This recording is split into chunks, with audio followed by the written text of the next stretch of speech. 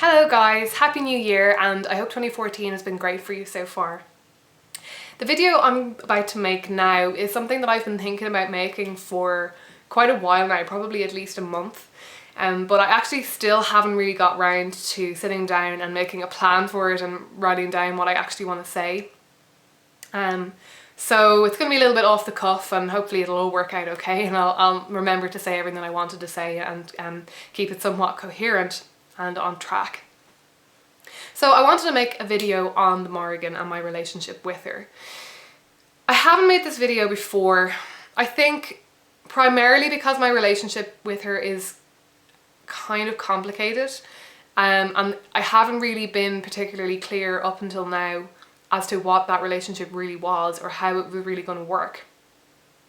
And also when I was starting the channel and I was kind of making a couple of sort of introductory kind of videos, at that point I actually hadn't worked with her as much as I have now. I had an interesting month at one point where I don't really want to go into too much detail about it, but I ended up doing devotionals to her every day. And that sort of really stepped up my relationship to her, and it kind of clarified a few things for me, because going into that I wasn't really sure if the deity that I was engaging with, if I considered it to be it or her to be the Morrigan or that kind of thing. And I had a bit of a problem with the way that I tend to, if a female figure arises for me in a meditation, most of the time, 9 times out of 10, I will kind of decide, well, that was the Morrigan. And to be perfectly honest with you, I also feel at the same time, like 9 times out of 10, it's me. And I was having a bit of trouble kind of conflating those two ideas, because I was kind of thinking, well, I'm not the Morrigan, am I? I had a brief phase of feeling as though the Morrigan was my shadow, but I'll get into that in a moment. But basically, excuse me, I did have quite a Morrigan inspired month. I did those devotionals for a month, and then the month following that, which I think was the month of October, I can't exactly remember, it was around September, October, I felt drawn to write every day, creative writing every day, which I hadn't done in quite a while, and what I wrote was completely new and fresh and nothing like anything I'd written before, and my inspiration for it was very much the Morrigan, and also sort of the figure of Cailleach and the figure of the witch and that kind of thing. And she sort of turned into a character, and it almost turned into a story, which I haven't actually gone back to yet, but there's about 10,000 words or so there waiting for me to come back to at some point if I want to. So I still don't really know what my relationship with the Morrigan is, and part of this problem is because my relationship with deities in general is quite convoluted. I made a video before about my relationship with deities and how I incorporate them into my practice and that kind of thing, and if you're interested in watching that, I definitely advise you go watch it. I don't think any of my basic thoughts have changed since then, but I suppose you could say I've built on them. So in case you haven't noticed by now, I am a pantheist. I am not a polytheist. I'm not a hard polytheist anyway, and I tend to approach deities as archetypes, but I think the way that I see deities and the way I engage with them is sort of twofold. And maybe it's the whole concept of the archetype is it's a little bit hard to grasp onto. It's a little bit slippery or something. And like, yes, I understand it's in Jung's understanding, it's part of the collective unconscious. So it's sort of this very basic, I can't think of a better word than archetype, in your unconscious mind. And then the deities are not so much archetypes as manifestations of those archetypes, if you see what I mean. So there are very deep unconscious archetypes that cannot be made conscious, and from those archetypes spring things like mother goddesses and war goddesses and all that kind of thing, and war gods and horned gods, and the whole gamut of deities. But when I'm approaching deities and when I'm engaging with them in my practice, on the one hand, they are a part of me. They are something that I see as springing from my unconscious. And it's a very deep part of my unconscious, and it's one of those parts of the mind that I feel like, we all we all have it. It's all there in our mind. We have inherited it from our very, very early ancestors. So it's something very deep and primal and basic to our humanity that we're tapping into when we engage with that part of ourselves. But it is part of ourselves. And I think that's the part of me that feels as though when the Morrigan comes up for me, it's a part of me, rather than something external. And that is, generally speaking, how I will go about working with deities, how I think about deities. But then on the other hand, I definitely see deities as a means to understanding the all, and a means to understanding the overarching divinity of cosmos, of the universe. And that's where things start to get a little bit more tricky, because the archetypes for me are these really, really deep and complex and ungraspable ideas in our mind that sort of link us to the all. Not necessarily in a physical way, but there is something there about these deities being the manifestation of these very, very basic forms of, well, I would say consciousness, but I suppose if we're talking about the unconscious, that's all getting a little bit too convoluted for this video. But there is some element of linking between your own mind and the rest of the cosmos, because I feel as though those archetypes are a means for us to understand the all, to understand the earth, to understand our place in it, and to understand how we are part of this huge, this huge web, and that is cosmos. So deities for me, yes, they are me. When I am talking to the Morrigan, when I'm talking to Ganetta, I am on some level talking to myself. But there is also a level on which I am entering into a mode of consciousness that links me to the all. I am kind of tapping into something that allows me to step beyond my own conscious mind, to step beyond my own ego, to step beyond my physical body, and kind of enter into this, I suppose, that's where things like the ideas about the astral realm and stuff like that comes into it, where there is this sort of, this is getting way more complicated than I wanted to get into for this video, so I think I'm just going to try to leave it at that and hope that you understand what I'm saying. That when I engage with these deities, I am not only reaching into the depths of my own unconscious and reaching into my own, exploring my own conscious mind to see what images come up, and trying to figure out where they're springing from and getting to grips with myself, but they are a means for me to better grasp the experiences that I'm having and the world that I'm living in.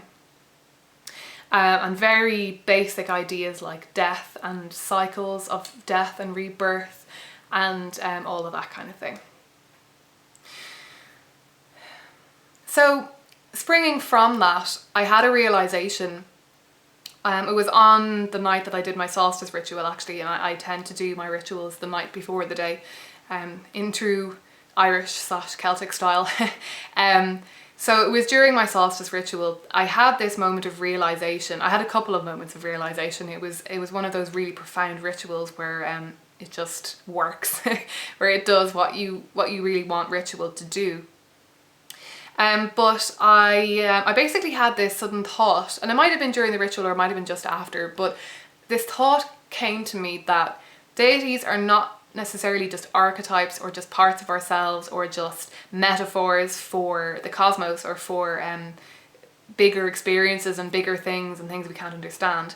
I suddenly thought of them, it started with the Morrigan, but also all deities, so this is mostly relevant to the Morrigan. I suddenly thought of the Morrigan as being a process or an experience rather than an entity or even just a single idea. So let me explain this a little bit. I kind of had this realization that the Morrigan for me is instrumental in reaching a state of, reaching a ritual kind of state of consciousness and reaching a moment of enlightenment, or reaching a moment of where I really feel in touch with the all, in touch with cosmos, in touch with goddess, whatever word you want to use. So because I was thinking about the Morrigan as being part of myself, as well as being something much bigger, as being something much more profoundly basic to the threads of the universe, I suddenly realized that there's something about that link, about the way that the Morrigan and indeed all other deities bridge your unconscious mind, your conscious mind, into that greater something. That made her almost sort of like a process for me, that she is the process of the Morrigan, or she is the process for me of primarily the Morrigan. For me, it will be about death and that kind of thing. I will talk about that maybe again now in a second. I don't want this all to get too jumbled together. So yeah, it was this is hard to talk about on camera because it's an idea that I haven't quite completely unpacked yet for myself in my own mind. I've done a bit of journaling on it and I started to get to grips with it, but it's still quite difficult for me to explain on camera. But suffice it to say that I did have this realization that the Morrigan in particular, and also all other deities, for me are to some extent a process, and a process of reaching from that part of the mind into the all, finding a pathway from me to my connectedness with everything. Also, on the other hand, then I was talking a minute ago about how deities are, they're a part of, to me, they are me.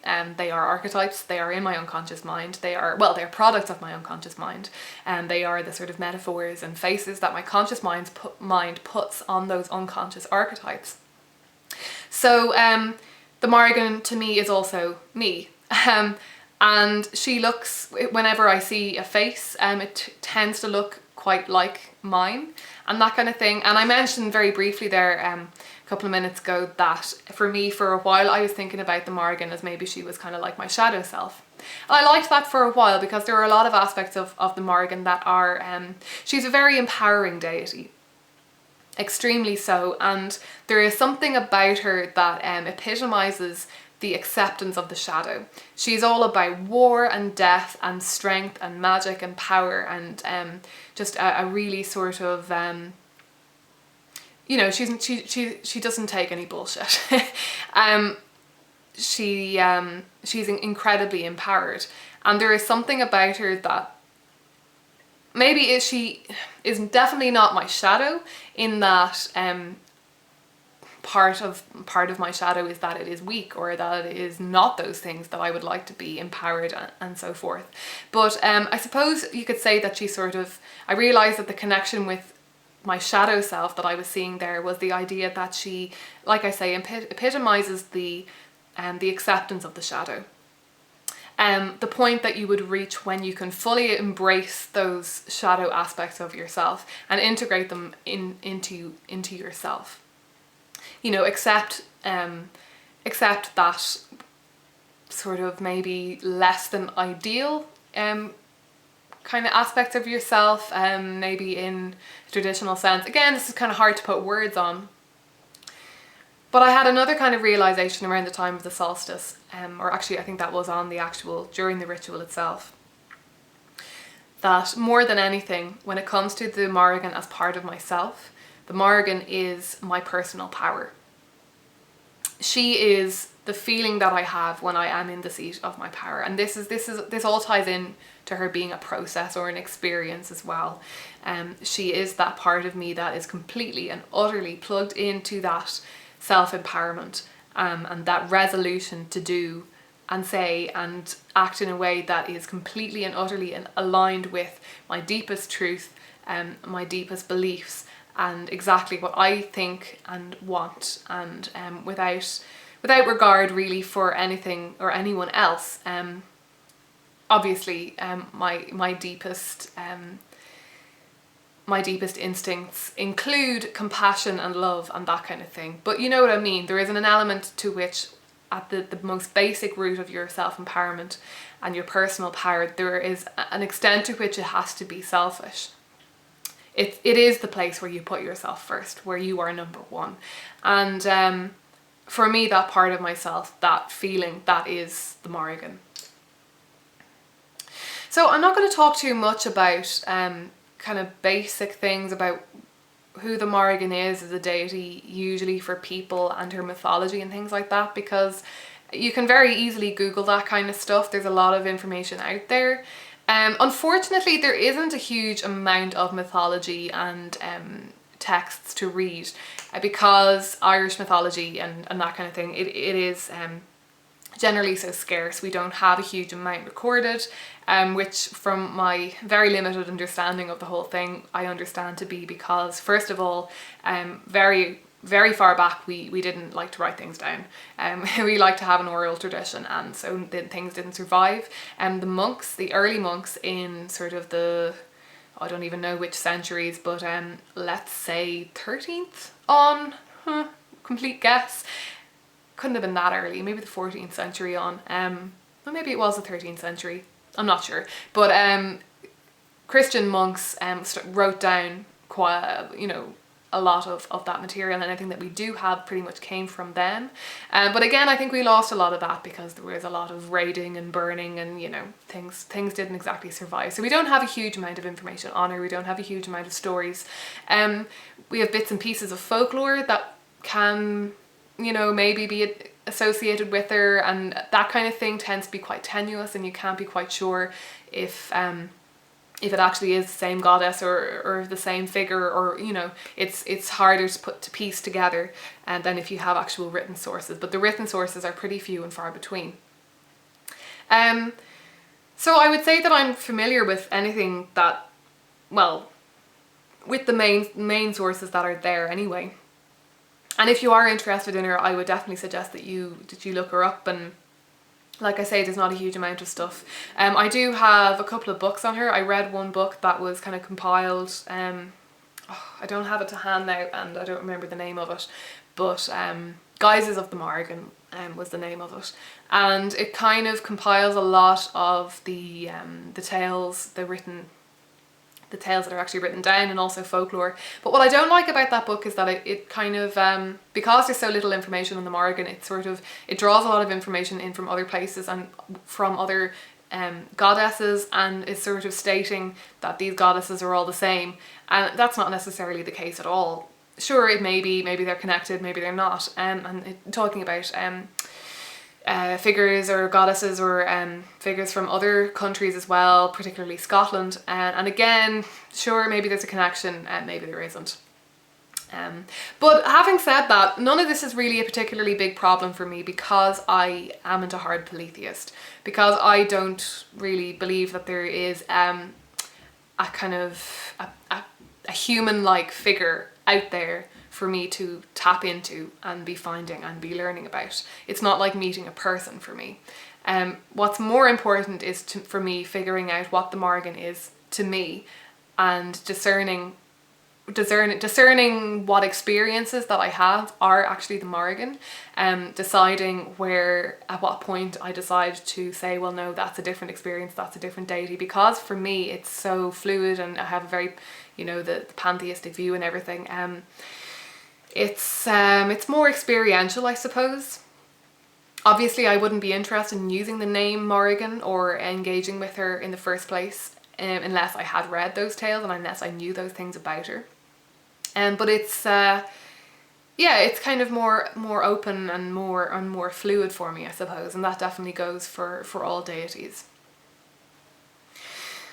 But obviously, primarily, she is a goddess of death and war. She is often seen in folklore and in the tales and sagas. She is often depicted as a raven or a crow flying over a battlefield. And she very much associated with war and battles, and she is often depicted as going into battle and that kind of thing. So that has obviously that has obvious implications for sort of ideas of personal empowerment and that kind of thing. But in terms of connecting her to greater patterns or a greater force in cosmos, in the divine all, for me she is about tapping into that idea of the death aspect of the cycle. So, I mean, to me, all of these deities can be the all. They don't necessarily have to be just that one little piece of the all. They, as I said in a previous video anyway, whether or not it was the one on deities, I don't really remember. I don't think it was actually. I think it was a different video. I talked about how to me it's as if the all or the cosmos is faceted, and each of those facets is an idea or a deity or, you know, anything, any number of things. But from each of that facet, they act sort of, for me anyway, as a lens through which I can view the all. So they do, for me, all deities encompass the all. They are just different ways for me to understand and the process of the universe, the existence, the phenomenon of existence that we are experiencing. So with the Morrigan, I definitely, there's a focus on death there, there's a focus on destruction. But I definitely don't see her as limited to just being about those things. There is also, although in her tales and in her the main representations of her, we are being reminded of death. To me, being reminded of death is also to be reminded of the cycle of death and rebirth. It's reminding us of the passage of time. It's reminding us of this ongoing movement outwards of the universe, this continuous movement. It's reminding us that things aren't static, that nothing stays the same, and that is an integral part of what the universe is and what we're experiencing and why it's happening. And the whole basic tenet of the universe seems to be this sort of urge to move outwards, and in doing so to become more and more creative and unique, and to an extent things are becoming more and more complex, as we can see with ourselves, and we are this product of a whole line of different things that have happened in the universe, and things have been becoming more and more complex. Things have been combining in more and more complex ways, and, you know, in the end creating consciousness, which I definitely don't feel is solely a human trait. So the Morrigan is definitely a means by which I remind myself and remember that nothing is static, that we are constantly moving forward, and that in that movement there is greater and greater creativity. And of course, there's quite a lot of kind of fertility and sex and that kind of thing in her stories as well, and I quite like that balance, because of course most of the time when you have a goddess who is associated with death, there is also that association of fertility, because with death there comes rebirth. This is a very kind of basic understanding that we seem to have of the earth and the universe, because of the cyclical nature of the seasons of the earth and everything like that. It's a very basic human instinct to see things as being cyclical, and to understand that with death comes rebirth, and in order to have rebirth we must have death. I think I might have covered all the main things that I wanted to talk about by now, and I'm not sure if, I don't know how much depth I've gone into, or if people are going to have more questions for me that I haven't answered. In terms of practice, she kind of comes and goes for me. I don't engage with deities all that much, say in ritual or things like that. Ritual for me, as I've said in a previous video, has been quite loose, and I have set things that I like to focus on and say, but in terms of engagement with deities, usually it gets to the core of the ritual, and I will either just talk, or I might have an action that I want to make, but usually I will kind of just have a sort of meditatey, talky, chatty kind of thing going on in the middle, and whatever comes up for me, and I don't tend to force the issue. I had an experience with the Morrigan at the solstice, which I wasn't necessarily expecting. for example. But I have started making altars, which you've seen my Ganesha altar, and I have mentioned that before. I have started making altars for deities in my home. And although I haven't sat at them much, there is definitely that shifting happening where I'm starting to think more about individual deities and to start working with them more. And I showed you in, I think it was 2 videos ago, my solstice video, I showed you the altar within an altar that I created for the Morrigan.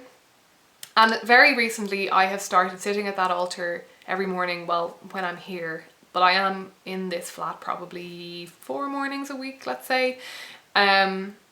Maybe not that much, but when I'm here, I sit at that altar. Or, you know, if I haven't been here in the morning, when I come home in the evening, I will sit down at the altar, and I use my Morrigan prayer beads. I've been drawing a tarot card actually, and using that tarot card to kind of create kind of an intention for the day or a focus for the day, and it will usually be a short phrase, and it's usually kind of a double barrel phrase. So something like, oh god, I can't even remember what the last one was. Oh yeah, the 4 of Wands, and that's actually come up for me twice in the last couple of weeks. But the last day for me, that was, what was it? Something like, I feel joy, I have courage. Something along those lines. That wasn't exactly it, but I don't remember what it was. And I kind of I don't say them out loud, I think it to myself as I breathe in and out. And I go through the beads, and then I've shown the beads in another video, you might want to go and look at that to understand what I'm saying, but I say my kind of intention word thingies when I go through the 7 beads, and then when I get to the 3 larger beads, I have a short little kind of devotional to the Morrigan that I repeat 3 times. And that has started to, I feel like it's laying the groundwork for a deeper connection with her. I think that this is definitely going to go a lot further and a lot deeper for me, that she is going to become a lot more central to my practice. And as I said, she's kind of in a way becoming a bit of a guardian at the gate almost kind of deity for me.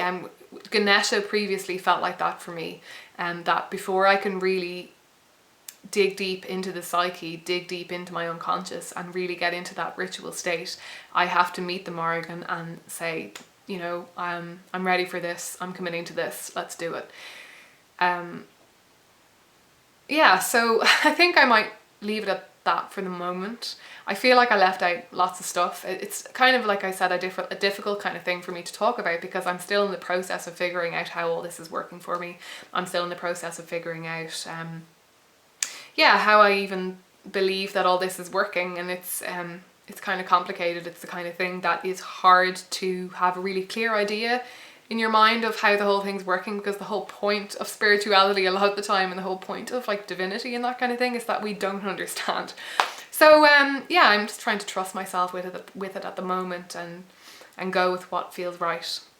But if you have any questions, or you know, any specific things that you'd like me to talk about more in relation to the Morrigan, I would be very, very happy to do so. Yeah, and I hope you enjoyed this. I hope it was interesting and useful, and yeah, if anyone feels like making a video response and maybe talking about their you know, matron or patron deity, if you do use that phrase, I don't really tend to use it, but that is basically what the Morrigan is for me. Then yeah, I'd absolutely love to hear about your guys' experiences with individual deities, and how you interpret all of that kind of thing. Talk to you again soon, guys. Take care.